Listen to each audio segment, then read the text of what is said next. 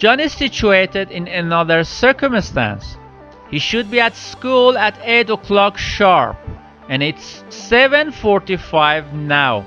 In this case, the distance is not the only important factor, but the time is more important because just 15 minutes is left for him. He has to pass the distance from his home to his school in just 15 minutes if he wants not to be late. This distance is 600 meters, which should be traveled in 15 minutes. The ratio of 600 meters to 15 minutes, which is equal to 40 meters per minute, is called as average speed. It means that if he travels this distance with a speed less than 40 meters per minute, he will be late.